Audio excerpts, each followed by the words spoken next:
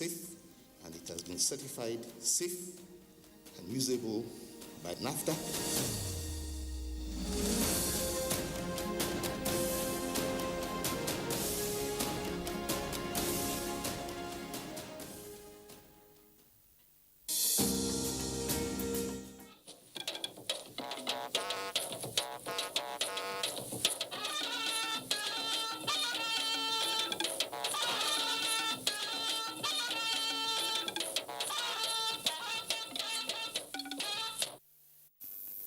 Hello there, it's time again for Weekend File on the NTA, and we are live in Abuja. It is generally observed, according to the dictates of Nigerian law, that jail or prison break remains an illegal or unlawful act under which a prisoner forces his or her way out of the prison in a state. This phenomenon of jailbreaks has, in one way or the other, impacted negatively on the society, posing dangerous threats to national peace and security. In Nigeria currently, there are about 240 correctional facilities with an average capacity of over 50,000 inmates. For the past 2 decades now, the Nigerian correctional centers across the state have witnessed one form of jail or prison breaks or the other. It happened in Agodi. Let's even begin from there. Agodi in Ibadan in 2007, Edo in 2004, 2020 and 2021, Ekiti 2014, Damaturu 2012, Lagos 2014, Ogun 2013, Ondo 2013, Bauchi 2010, Kogi 2014, Owerri 2021, and indeed similar scenarios across other states. In recent times, perpetrators of jailbreaks in Nigeria adopt different approaches to beat officials to their games. These include deployment of arms and explosives, rescue through airlifting of inmates, digging moats and ditches, and creating blast zones with the prison facility. Now, to checkmate persistent jailbreaks in Nigeria requires actionable intelligence between the public and the inmates, a well-trained and highly motivated workforce, efficient in-house skills acquisition and training centers to keep the inmates gainfully busy, strict regulation of communication gadgets by the inmates, and the speedy trial of awaiting trial inmates and other measures. The federal government is already doing much in this direction, but the rising wave of crime and criminality being heightened every day becomes a source of concern to many. We shall follow this conversation tonight on Weekend File with situation reports from across the nation, plus a studio session with our guest, Francis Enobere, Public Relations Officer, Nigerian Correctional Service. I am Kenan Ima Abodike. You are welcome. Vice President Yemi Osinbajo has again expressed government's commitment to a lasting peace in the country, stating that no Nigerian will be intimidated. The Vice President said this when he joined members of the Pentecostal Fellowship of Nigeria Plateau State Branch at their annual Thanksgiving service. State House correspondent Jide Olifade reports. Vice President Yemi Osinbajo joining hands with Governor Simon Lalong, his deputy Sonny Theoden, Minister of Women Affairs Pauline Tarlin, National President of the Pentecostal Fellowship of Nigeria Pastor Wale Oke, and the people of Plateau State in prayers for a sustained peace in the land. The state in recent times has been facing some security challenges, and it is the belief of participants that the factors are both physical and spiritual, and that backing up the security agencies with prayers will lead to total restoration of peace. Violence shall no longer be heard in your land, neither wasting nor destruction in your border, but you shall call your walls salvation and your gates praise. Nigeria, the siege is over. It is the Thanksgiving service of the Pentecostal Fellowship of Nigeria, Plateau State Chapter, with the theme, "It is good to give thanks unto the Lord," a theme drawn from Psalm 92 verse 1. When we are grateful, we will be graceful. Accepting all the dynamics and the paradox of life in good faith is key to happiness and peace. Apart from the security challenges, cases of COVID-19 is also on the increase, and the governor seizes the opportunity to advise the people to go out and be vaccinated. And the only time we will sleep when there is peace in the country. And we pray that God will grant us peace in the country. And I want to appeal to the church to raise their voices and condemn all forms of violence against women and children. It is on the increase on daily basis. From the Church of Eternal Life, Jos, venue of the event, Jude Onifade, NTA News. Let's go to politics now, where the 2021 National Elective Convention of the People's Democratic Party has commenced in Abuja with a charge on delegates from the 36 states and the FCT to vote wisely for the next National Working Committee of the party. Correspondent Timothy Yusuf reports. The much-anticipated 2021 Elective National Convention of the PDP is finally here, with about 3,600 delegates participating from across the 36 states and the FCT. Most of the offices to be contested for have been resolved on consensus basis. PDP, we believe that where consensus cannot be reached, elections can be held. Chairman of the National Convention Organizing Committee and Governor of Adamawa State, Amadu Fintiri, and the acting national chairman of the PDP, Elder Yemi Akiwomi, are hopeful of a peaceful and transparent convention. I believe we can do it because we have done it before. The political sportsmanship in our party has been elevated to more sophisticated level. I am therefore appealing to members of our great party and to all Nigerians to shun our past differences, to set aside political machinations. We are at our best when we remember that we must remain focused and disciplined for the sake of our country. Today, our people are saying no more to all the problems that we're having. Most of the candidates that are contesting for these positions are unopposed. That is to show you that there is unity in PDP. The new National Working Committee of the party that will emerge at the end of the convention are, however, to assume office by December 9, 2021, after the expiration of the present NWC. The initiative is to allow a smooth transition. Timothy Yusuf, NTA News. In the meantime, latest report coming from the Eagle Square, venue of the PDP 2021 Elective National Convention, indicates that only 2 National Working Committee offices have been contested for out of 21. Correspondent Timothy Yusuf again reports that the offices are that of the Deputy National Chairman South and National Youth Leader, upon which consensus could not be reached. The other 19 offices have settled on the basis of consensus, with only the physical affirmations being expressed by the larger body of the delegates. New executive members have emerged in the All Progressives Congress APC Oyo State chapter through consensus. Shola Wahid reports.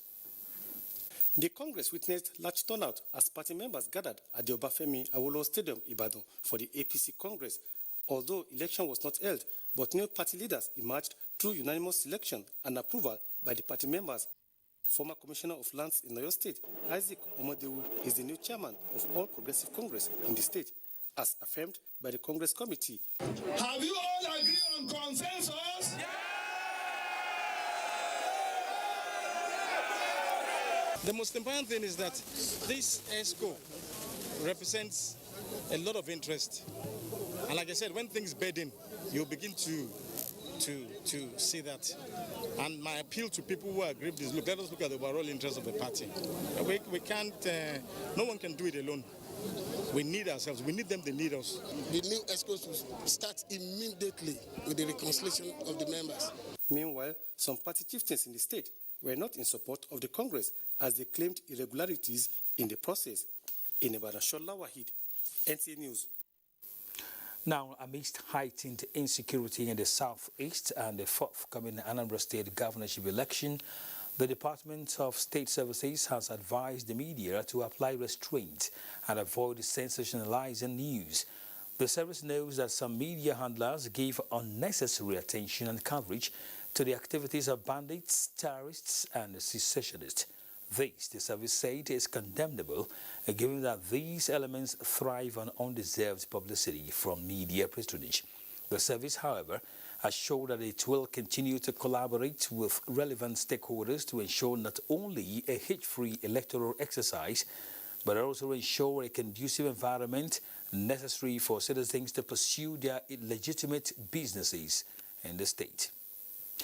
Away from politics, the Co-Marshal Boboye Oyeyemi is advising the motoring public to desist from patronizing unauthorized vendors when processing and obtaining their vehicle number plate. Patronizing unauthorized vendors compromises the relevance of the National Vehicle Information Scheme in enhancing national security. Vehicle owners must therefore endeavor to ensure that when registering their vehicles, the appropriate channel is followed. All number plates produced by the Federal Road Safety Corps can only be obtained by vehicle owners from the motor licensing authorities of the various states and the FCT. Anything outside this makes vehicle owners vulnerable to obtaining fake and unauthorized vehicle identification, and such vehicles cannot be captured in the portal. The Federal High Court in Lagos has granted an application for interim attachment of a vessel, MV Chayani Nari, by the National Drug Law Enforcement Agency, NDLEA. The vessel was used to import 32.9 kilograms of cocaine into Nigeria through the Apapa seaport in Lagos. Apart from the attachment order, the court also granted the agency's request to detain the master of the ship, Tanahan Krulek, 21 foreign crew members and 7 Nigerians in connection with the substance. The Anti-Narcotic Agency had on October 13, 2021 intercepted the ship at the Apapa seaport following intelligence from international partners and security forces, which led to the recovery of the illicit substance. The reports on further investigation is expected on the 25th of November 2021, where the case will be heard. The University of Aberdeen in the United Kingdom has handed over a Benin bronze artifact to Nigeria after being preserved in its museum for over a decade. The Benin Crown Prince and Director General National Commission for Museum, together with the Nigerian High Commission to the UK, received the artifact. Hawa Yusuf Funtua reports. There are about 900 objects from the historic Kingdom of Benin in various British museums' collection. Because of the vast number of Benin bronzes in the British collection, it has repeatedly been the subject of protest from activists, scholars, and artists who claim that the institution owns stolen properties. However, recently a significant history is being made by returning some of the artifacts to Nigeria, some of them from Jesus College in Cambridge and the University of Aberdeen in Scotland. The Crown Prince of the Benin Kingdom, Prince Irediua, and the Director General of the Nigerian National Commission for Museum and Monuments collected the bronzes from the university representatives. To also the repatriation of these ones. It means a lot, naturally. The looting and the cutting away of artworks, bronze works, and religious works from Benin in 1897 was the height of injustice. The Benin bronzes that are coming are expected to be part of the artifacts that are going to be displayed in new museums. Meanwhile, the Nigerian High Commissioner to the UK, Ambassador Ishola Tunji Sharafa, spoke on the ambitious plan to ensure that the artifacts are gradually returning to Nigeria. We at the High Commission will collect these bronze artifacts, then send it to Nigeria through the necessary diplomatic channel. Benin bronzes in the UK are worth £10 million sterling. From Aberdeen, Scotland, Hawa Yusuf Funtua, NTA News. Preparatory to the much-awaited digital switchover of television signals in Cano, due for 2nd November this year, the National Broadcasting Commission has organized a technical empowerment training on free TV dealership, installation and activation. Aminu Umar reports that the event was attended by trainees from the 44 local government areas of the state. The digital switching of television signal transmission in Cano is just a few days away. It is on this premise that the National Broadcasting Commission brings together these participants to train them on how to install and activate the set-top box. The Director General of the NBC, Balarabe Shehu Ilela, said the switchover has enormous benefits to the participants as it helps boost their economy. This is in addition to promoting the nation's culture and tradition, apart from developing local content and more opportunities for content developers. The National Broadcasting Commission has authorized 13 local manufacturers to do this. Some of them have established factories and have been a source of employment to many in our dear country. Declaring the training open, Kano State Commissioner of Information commended the NBC for considering the state with what he described as all-important revolution that brings information to the doorsteps of the local populace. This training is train the trainer. So you are expected not to monopolize it, please. Take it down to the grassroots and also empower as many. In their goodwill message, other speakers implore the participants to take advantage of the training, which is aimed at empowering them with new skills. In Kano, Aminu Umar, NTA News. Nigeria's ICT Development Index shows that there is gross inadequate infrastructure, broadband connectivity and slow internet in government ministries, departments and agencies. Panelists and other speakers at the Nigerian Prize for Leadership National Leadership Dialogue Series say for Nigeria to make the best out of the digital ecosystem, identified challenges must be addressed. Haman Jabani reports. Information and communication technology, ICT, is widely used across various industries, from marketing to telecom to education. Global ICT spending is expected to surge up to over $6 trillion by 2022. Nigeria is Africa's largest market with 82% of the continent's telecom subscribers and a CAGR of 4.6%, 76 million broadband subscribers, 40% internet penetration, and 187 million line in voice segment with 97.9 term density. However, panelists at this dialogue series of the Nigerian Prize for Leadership believe that Nigeria is not close to it in benefiting the maximum from the ICT war. ICT reduces inefficiencies in government, promotes transparency and legitimacy in governance. It is transforming both individuals, organizations, nations who had nothing to become so much in a very short time. This reworking process can only take place if we are politically stable and if we engage meaningfully in global digital ecosystem. We have a cheaper cost of labor. What we do not have, unfortunately, is the most important part of attracting those jobs, which is the skills. They say 10% increase in mobile phone subscribers and internet penetration is associated with a 0.8% increase in economic growth, and Nigeria is generating more money from remittance than what is getting from foreign direct investment. Hamad Jabani, NTA News.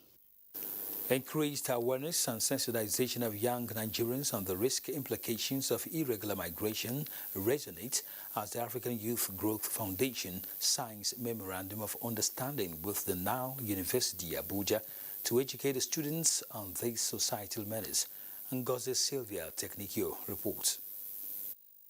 That handshake between the two chief executives and the accompanied smiles affirm the saying that one good turn deserves another. Having analyzed series of engagements taken by AYGF and Nile University with excellent performance, endorsing their signatures and exchanging the documents in this MOU signifies greater collaborations toward proper enlightenment of the youths. I believe without creating synergy, we cannot achieve Nigeria's socio-economic goals. That's the reason we signed MOU with a very important foundation. We have the responsibility to build the capacity of Nigerians. As an organization, AYGF has signed this MOU today with Nile University, number one, to build the capacity of our target population, young people. With the commitment of this international NGO and Nile University, expectations are high as to the scope of the second phase of the project when finally rolled out. Ngozi Silva, Technical, NTA News. Tonight on Weekend File, we are checking persistent jailbreaks in Nigeria. Do stay with us. Hello, Breakator Plus is here, and every day is now Christmas. Existing Glow customers will get 400% bonus on every recharge and 100 MB data bonus on first recharge of the month. New customers will get an unmatched 1,000 Naira welcome bonus. To activate, buy a new Glow SIM today or dial *777# for existing Glow customers.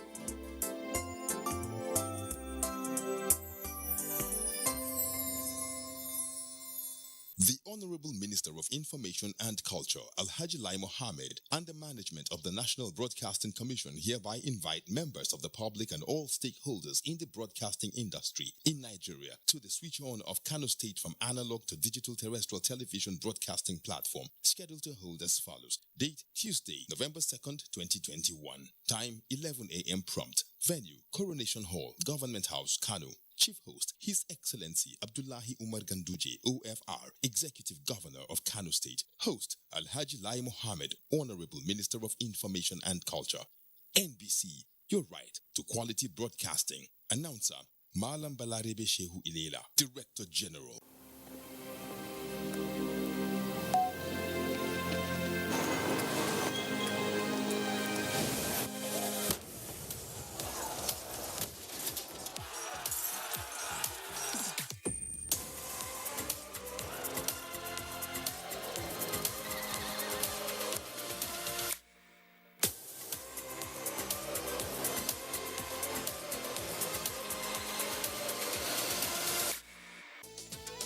The Grand Patron, retired Major General IBM Haruna, OFR, on behalf of Center for Ethical Rebirth among Nigerian Youths, Serani, in partnership with National Drug Law Enforcement Agency, NDLEA, welcomes the Chief Guest of Honor, His Excellency Muhammadu Buhari, GCFR, President, Commander-in-Chief of the Armed Forces, Federal Republic of Nigeria, and other eminent guests, to the 20th anniversary ceremony of Serani and flag off the General IBM Haruna nationwide campaign against drug abuse and insecurity.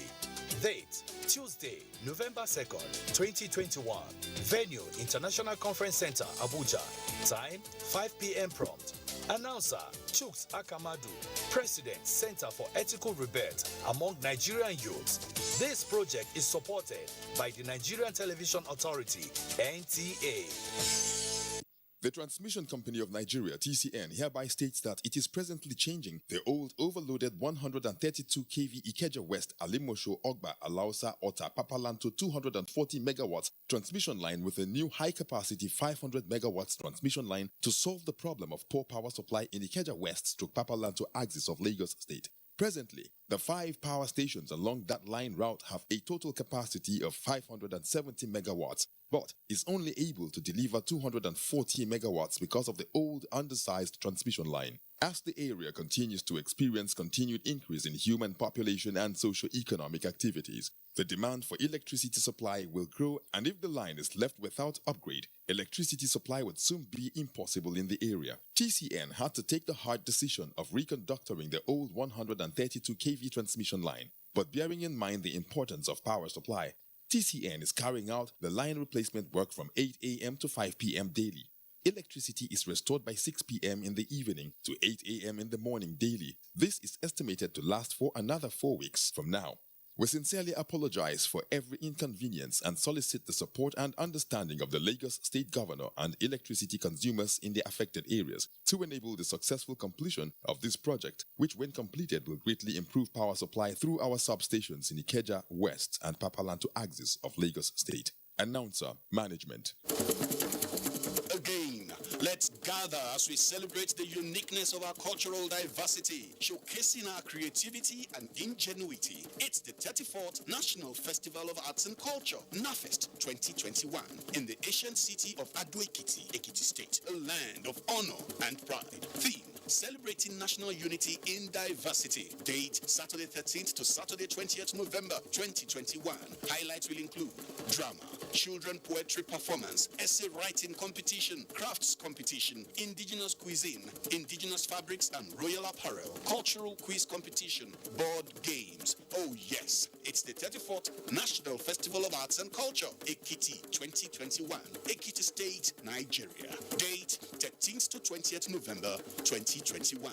We are celebrating our cultural heritage. Otumba Olusegun Runshewe, DG, National Council for Arts and Culture, announcer.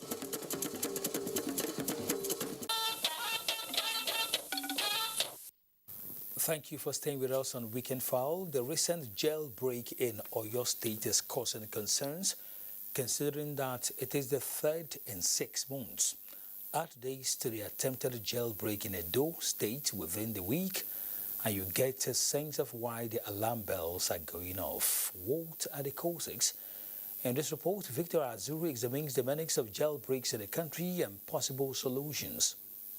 Saturday, 23rd October 2021, Nigerians woke up to the news of yet another jailbreak, this time at the Oyo State Custodial Center, Abolongo, the third between April and October 2021 alone. With the aid of dynamites, 837 inmates said to be awaiting trial were set free.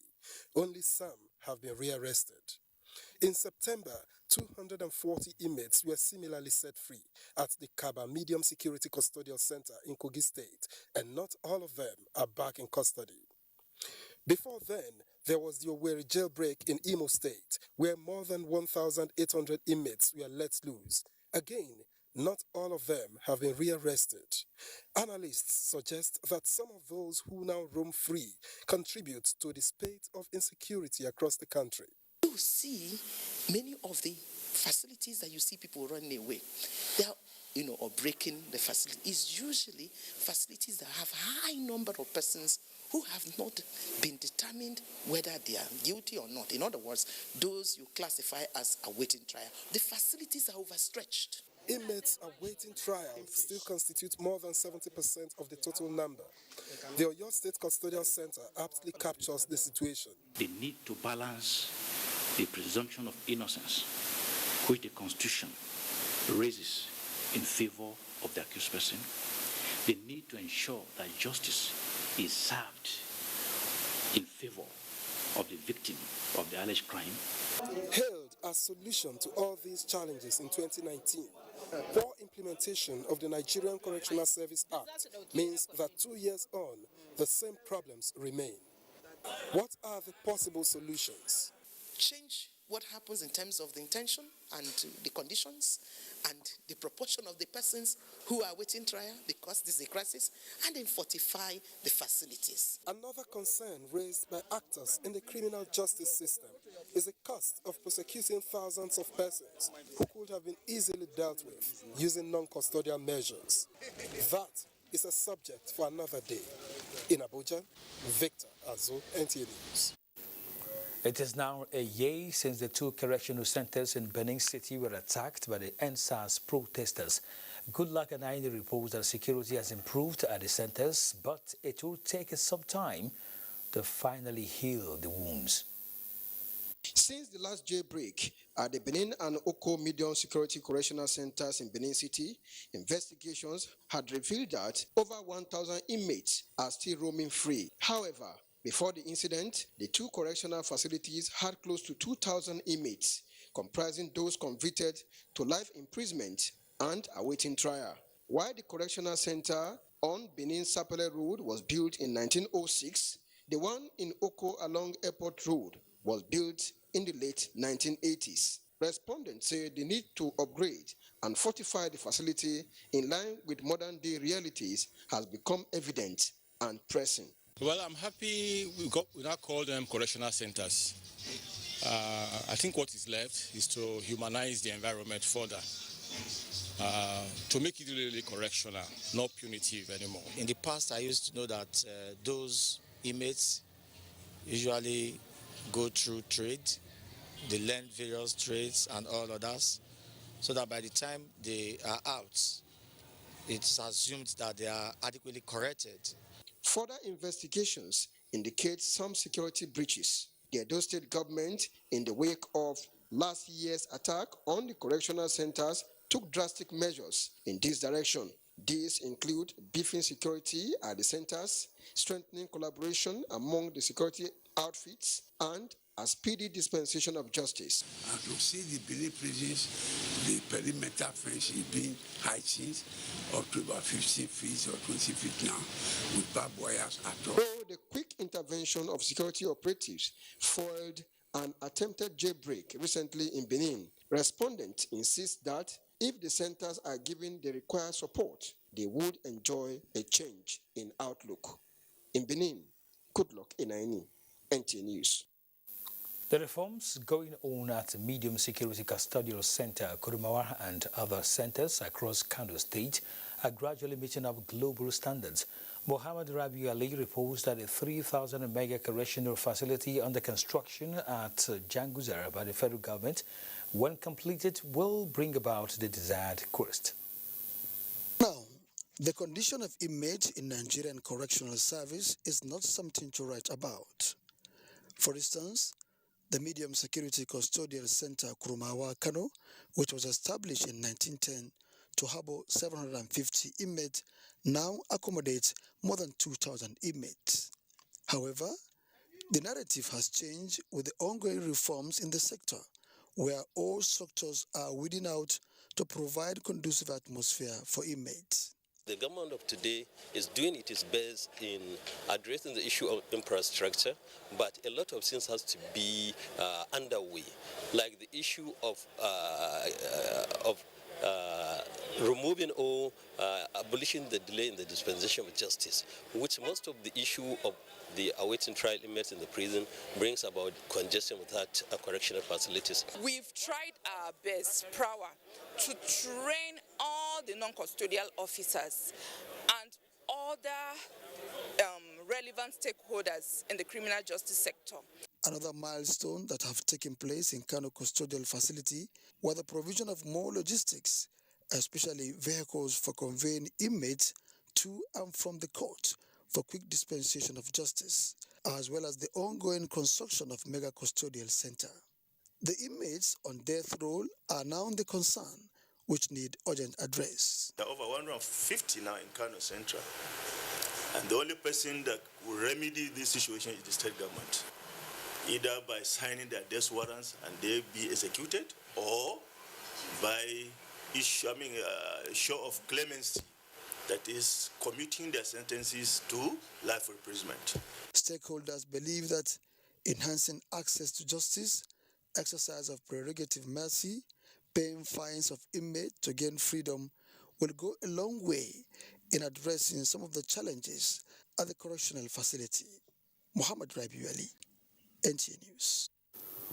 Let's welcome to our studios Francis Enabere, Public Relations Officer, Nigerian Correctional Service. You're welcome to Weekend File. Thank you very much for having me.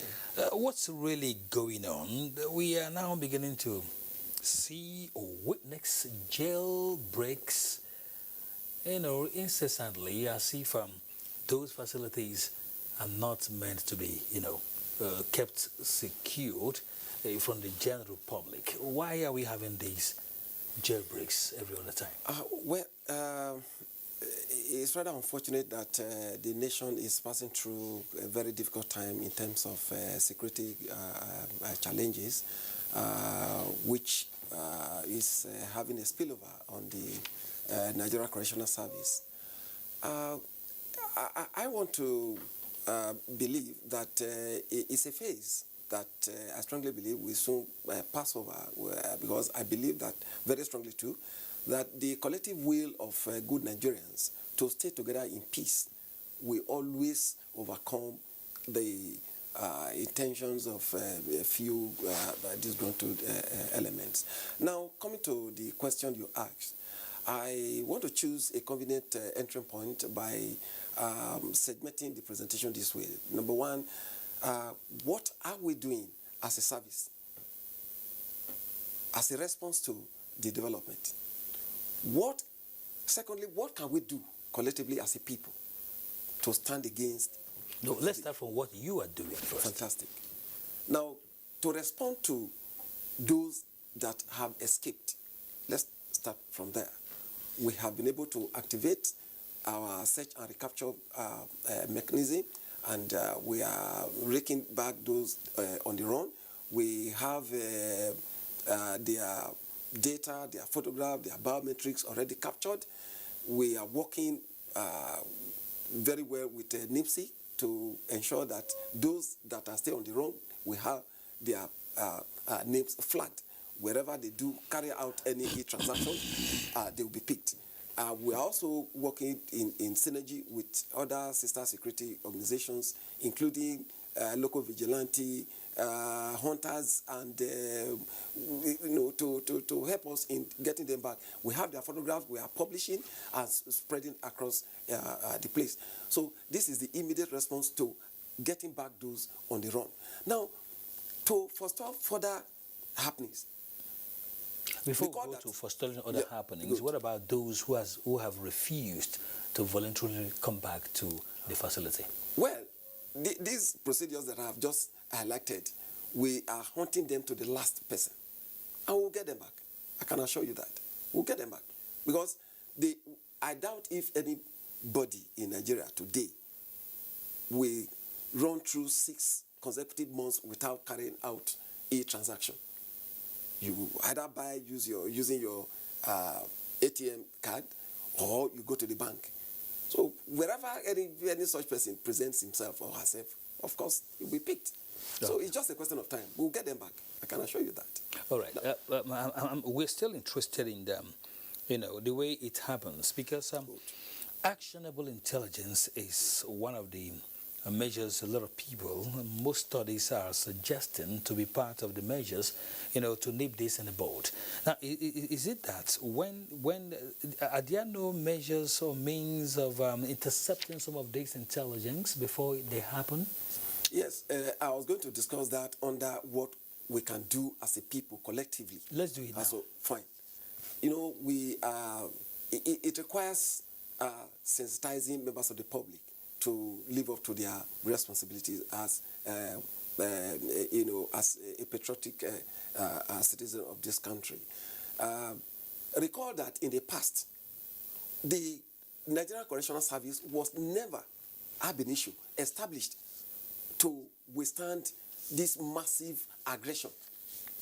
Talking about people coming with sophisticated weapons of military grade to invade custodial facilities. It all started around, let me say, 2019, thereabout, during NCoS period.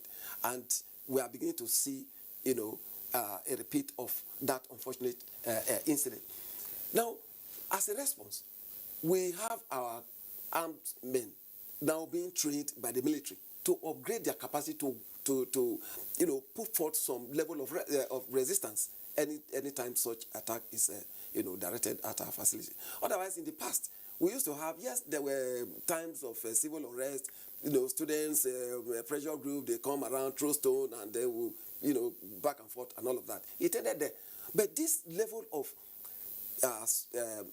this magnitude of attack was never in the picture.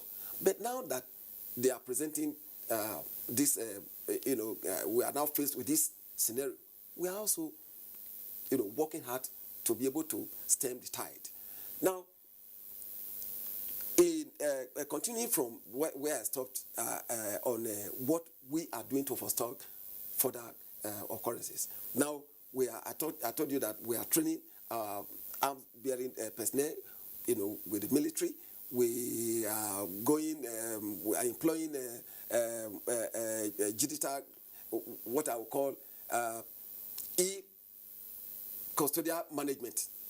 It involves a whole lot of technological innovation that we are trying to bring on board to control communication, to control movement of inmates between facilities and courts, and also manage congestion. And let me quickly say here that the coming on board of the Nigerian Correctional Service Act that was graciously signed by Mr. President in 2019 is a legal document well crafted to address most of the tension that eventually translate to the invasion we are talking about. Because if you look at the whole picture, there is always a target, and it's always directed at the awaiting trial population, which means that if we're able to address that problem, there will be less attraction.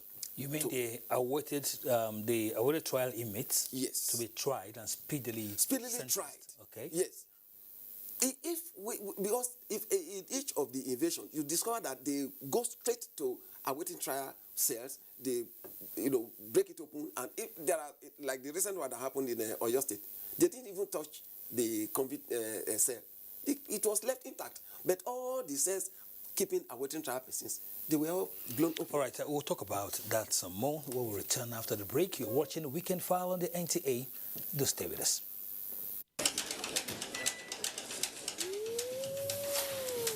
Where is your brother? He's not here. He's not here. He's not here. I don't know where he is. Are you ready for the world's biggest breakdance competition?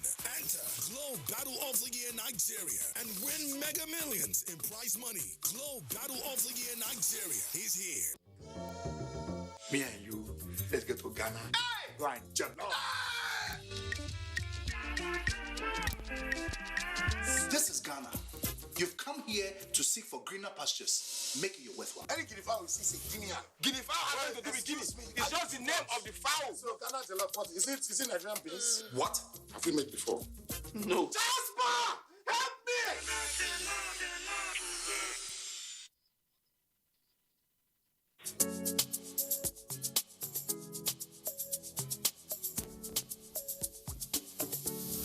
No, history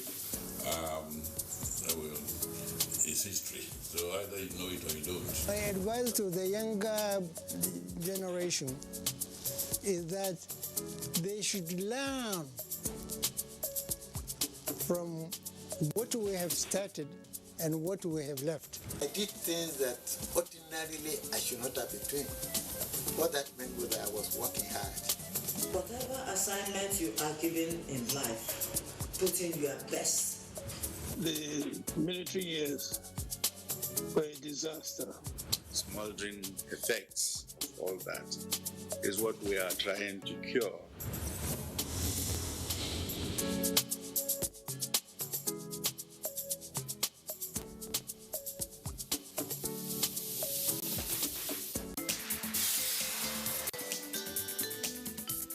Democracy on the move as Anambra State holds its governorship election Saturday, November 6. That's our focus on NTA Tuesday Live next week on the smooth conduct of the election. Tuesday Live, incisive and educative. Don't miss it.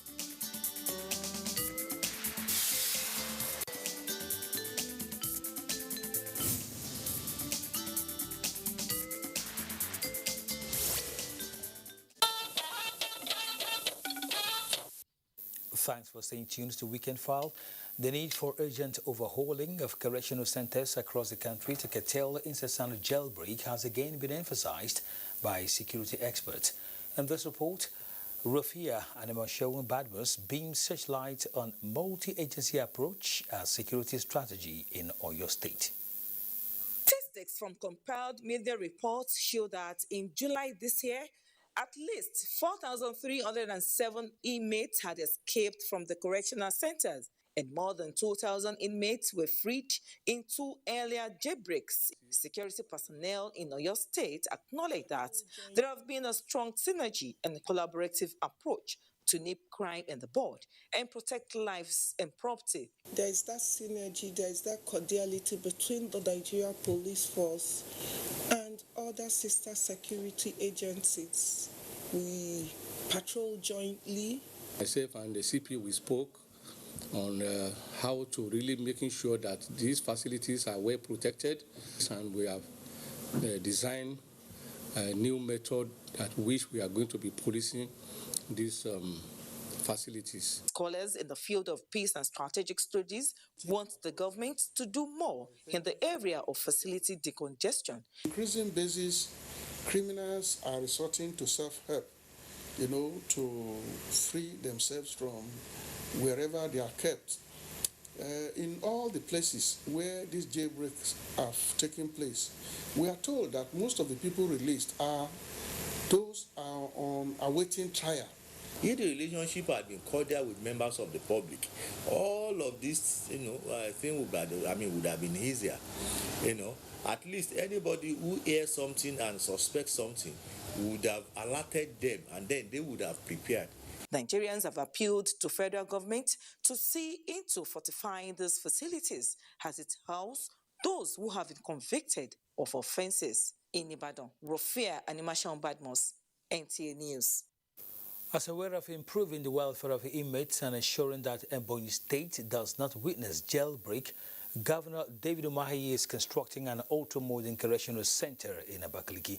Ejoma Peter Wante reports that a modernized facility with state-of-the-art infrastructure is expected to be completed in August 2022. Key Custodial Center, built to house only 384 inmates, is currently accommodating 1,123, while the Custodial Center at Afipo has 286 inmates as against its 200 capacity.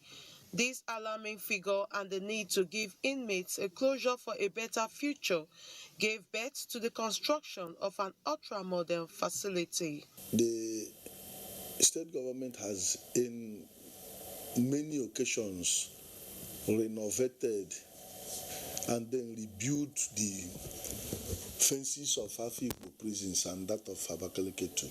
We are doing everything to make sure that, one, they are being fed well. Two, they can still be rebuilt. The Comptroller of Correctional Service, Ebonyi State Command, Mr. Ondubisi Obodo, acknowledged that on 18th August 2016, as well as during the NCoS protest, there were attempted jailbreaks but were foiled by officers on duty. To have CCTV in all the cells. So we monitor the inmates in their cells. The other problem that we have is lack of enough escort vehicles. Courts in the rural areas are prone to attack. With what the governor is doing is like putting a round peg in a round hole. The modernized facility, according to the security consultant to Governor David Umahi, will have hospital, school, worship centers, among other facilities. In Abakaliki, Ejoma Peter Wante, NTA News. Lagos State is adopting intelligence gathering and dynamic surveillance in mitigating cases of jailbreak. While its correctional center is not ruling out technology for enhanced security, experts say drones and CCTV cameras should be deployed to correctional centers nationwide to foil jailbreak. Michael Olaleye reports. Recent cases of jailbreak were products of that incident, and the Koyu Custodial Center was among those under siege. But for robust intelligence gathering, a possible jailbreak was averted. Learning from the past, the Correctional Center in Lagos has since increased its capacity to neutralize any jailbreak attempt using well-structured vocational and reformatory strategies. We also deployed our dynamic security. Dynamic security is an infusion of a lot of both hard and soft kinetic and non-kinetic security measures. We have some of our officers and men that are currently at our arm squad training school in Owerri. They are undergoing training. Experts say good innovation, but must be backed up with basic structural and institutional methods needed to mitigate coordinated jailbreak. You must have CCTV in the prison, in checking what they are doing, and at the same time, the walls must be very, very high. And then, of course, you put a razor wire on top of it. That is the first enclosure. So that people just don't, if you break the first one, you cannot go through the second one. And then, of course, a third one. We call it defense in depth. Mohammed Jimo, a legal practitioner, singled out congestion occasioned by delay in the criminal justice system. We should equally look at our sentencing. If an offense carries an option of fine, there is no reason why you must insist on, serving a jail term, because it congests the prison. Give the person an option of fine, community service, suspended sentencing. While the Correctional Center in Lagos is employing the plead bargain, district prosecution scheme and prerogative of mercy to decongest its facilities, experts say getting rid of jailbreak should be addressed as a national security threat. In Lagos, Michael Olale, NTA News. All right, we're still discussing with Francis Enobere, the Public Relations Officer, Nigerian Correctional Service. You've seen those reports all pointing at the issue of the awaiting trial inmates not being speedily done away with, so that at least there will be some decongestion there. And all these attacks on our prisons are targeted at them. Yeah. That means there is something that has not happened, or that is yet to take place for this to really be halted. Perfectly. Before going there, permit me to quickly say that presently we are carrying out vulnerability audit of all our custodial centers. The report will give us more information to strategize against the attack. And the declaration by the Honorable Minister of Interior, Obituaries, that all custodial centers in the country, including their immediate environment, have been declared red zone. Once you go in there, you take what you manage whatever comes to you. Now, we are also working towards establishing buffer area. What buffer area does is to create the necessary opportunity for you to profile whoever enters and who is approaching your facility to know if the person has good intention or not. Once we are able to establish that, the armed on guard will be able to adequately engage whoever approaches our facility. Now, coming directly to the issue of awaiting trial, I did mention that the Nigerian Correctional Service Act 2019 has copiously provided for the management of those that are awaiting trial, as against the past, where you have people lumped in custodial facilities without trying them speedily. The Act has now provided and given us power to reject admitting additional inmate into any of the facilities that is overshooting its capacity. What we think that subnational could do, talking about state government, is to speedily try those that are awaiting trial.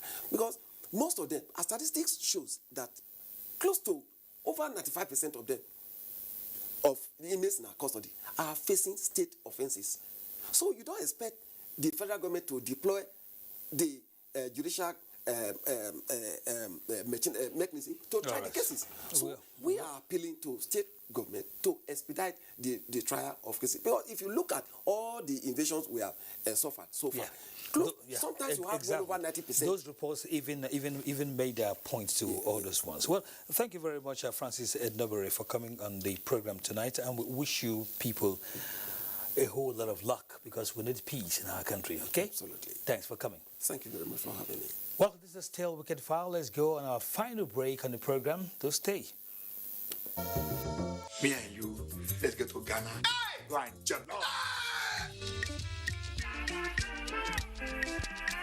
This is Ghana. You've come here to seek for greener pastures, making your worthwhile. Any guinea fowl is Guinea. Guinea fowl has nothing to do with Guinea. It's just the name of the fowl. So Ghana Jollof, what is it Nigerian beans? What? Have we made before? No. Jasper! Help me!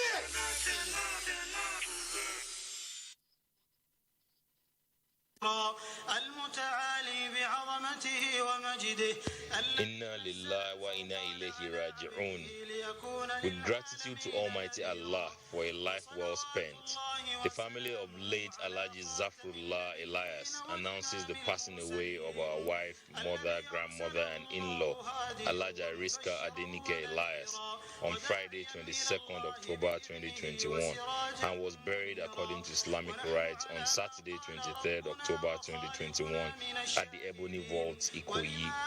Afidal prayers will be conducted on Sunday, the 31st of October 2021, at the Syrian Mosque, Ribadu Road, off Aolo Road, Ikoyi, Lagos. Time 12:30 p.m. prompt.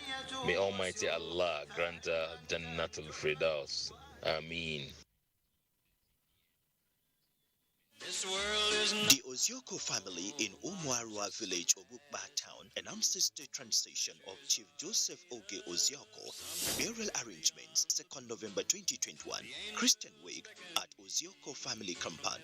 Time, 6 p.m. 3rd November 2021, Requiem Mass at St. Paul's Catholic Church, Obukba. Time, 11 a.m. Announcer, Mr. Steve Ozioko, Managing Director, New Health Pharmacy, for the family. Attorney General of the Federation and Minister of Justice Abubakar Malami's son was not in any way connected with the fabrications and concocted lies linking him to the ensued imbroglio relating to news stories about the residence of a justice of the Supreme Court, Justice Mary Odili. This is made known in a statement by Dr. Umar Jibril Ogwandu, Special Assistant on Media and Public Relations, Office of the Attorney General of the Federation and Minister of Justice, and made available to newsmen on Saturday, the 30th day of October 2021. He said a clarification to debunk the mischievous publication became imperative in view of the media hype and the dimension the story is taken. It is important to set the record straight that as the Chief Law Officer of the Federation, Malami will not stoop too low to be associated with an apparent, inelegant and nasty court process on the strength of which the purported search warrant was procured. Now, Ayodeji Makinje will bring us sports update. Thanks, Kene. Let's tell you that over 30 youth benefited in the Teens Independence Shuttle Badminton Tournament put together by OG's Badminton Network to discover talents in the game of badminton. The event held at the Gymnasium Hall, Package B section of the Moshood Abiola National Stadium, and saw the youth competing in the male and female singles and doubles categories. The two games were very good. I had a hard competitor. She liked to drop, but I was able to hit back and I was able to win. I hope that I will continue to do better in life so that I can represent Nigeria at any international games. We encourage them to participate more and then boost their confidence, because the game requires serious confidence to be played at a... In the Prudent Handball League match day 10 results, Defender Babes in the female category beat Confluence Queens 31-24 as Rima Strikers narrowly beat Lagos Seasiders by 26-23 in the male category. In other results, Confluence Stars lost 22-26 to Safety Shooters as Plateau Vipers lost 18-26 against the Defenders. Let's also tell you that in the English Premier League, Manchester United have beaten Tottenham Hotspur by 3-0 as Liverpool dropped points against Brighton and Hove Albion, while Manchester City were also beaten by Crystal Palace. And that's your sports. It's back to Kene. And that's exactly Weekend File tonight on the NTA. Many thanks to you for watching. Of course, endeavor to join the NTA in the fight against rape and rapists. Do enjoy the rest of the weekend. I am Kenan Ima Aburike. Bye-bye.